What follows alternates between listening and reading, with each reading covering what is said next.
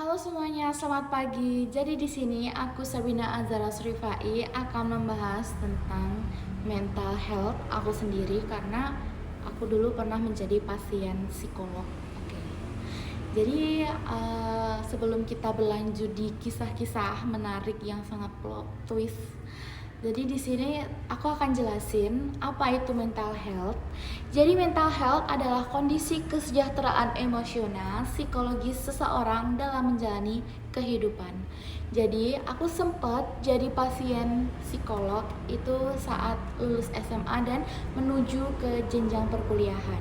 Kok bisa itu terjadi? Karena satu, aku stres karena of course karena aku nggak diterima di universitas impian aku.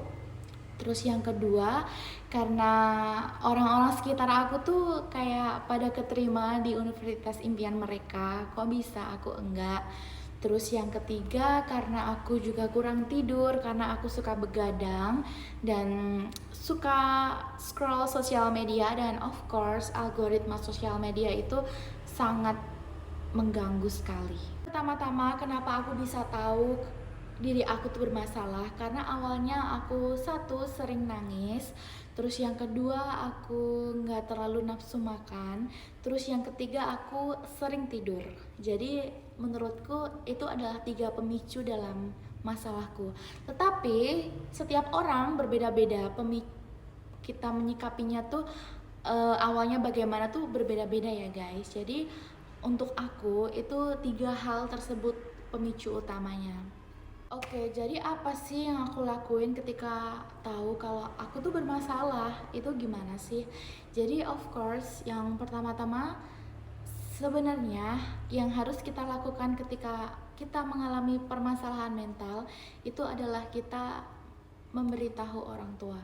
Karena aku melakukan sebuah kesalahan yang menurutku itu lumayan fatal, aku memutuskan untuk tidak memberitahu orang tuaku dan aku melakukan konsultasi mandiri di psikolog secara diam-diam. Kenapa sih kita penting banget untuk ngasih tahu ke orang tua kita?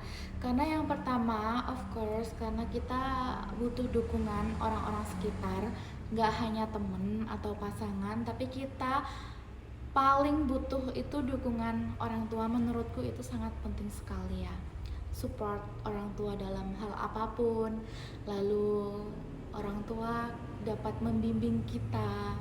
Jadi menurut aku kesalahan terbesar itu nggak ngasih tahu orang tua. Jadi yang kedua, karena aku melakukan konsultasi mandiri di psikolog, jadi aku berusaha self healing, jadi kayak menyembuhkan diriku sendiri dengan cara aku konsultasi ke psikolog. Terus kayak aku direkomendasiin obat, cuman aku nggak minum obat itu dan aku berusaha untuk aku bisa sembuh tanpa obat. Lalu setiap aku konsul dengan psikolog, psikologku tuh menyarankan untuk kamu harus belajar untuk menerima.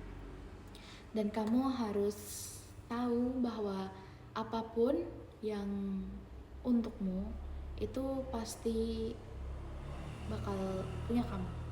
Jadi kayak psikolog aku tuh baik banget, dia kayak sabar banget ngedengerin semua cerita aku, bahkan membimbing aku sampai bener-bener aku tuh bisa loh ngelewatin ini semua. Jadi aku berubah di psikolog itu kurang lebih selama 2 sampai 3 bulan. Itu di situ lama-lama orang tua aku juga tahu dan oke, aku memutuskan untuk menerima. Dan ternyata apapun yang ditakdirkan untuk aku tuh pasti selalu yang terbaik. Salah satunya menjadi mahasiswa UII itu salah satu hal yang membuatku sangat bersyukur.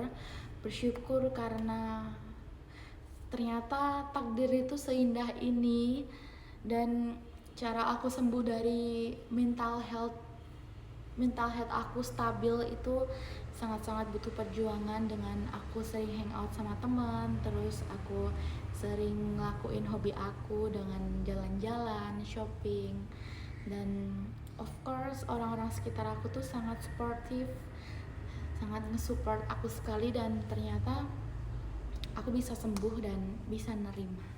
Teman-teman, itu penjelasan sekilas tentang mental health atau perjalanan mental health aku. Jadi kita akan bahas dengan detail dengan durasi yang mungkin bisa setengah jam atau 1 jam. Karena ini durasi 5 menit, jadi aku cuma kasih gambaran umum saja. Oke, terima kasih semuanya karena sudah mendengarkan kisah aku yang mungkin agak weird, tapi itu ternyata penting banget untuk reminder teman-teman semuanya. Oke, dadah, goodbye.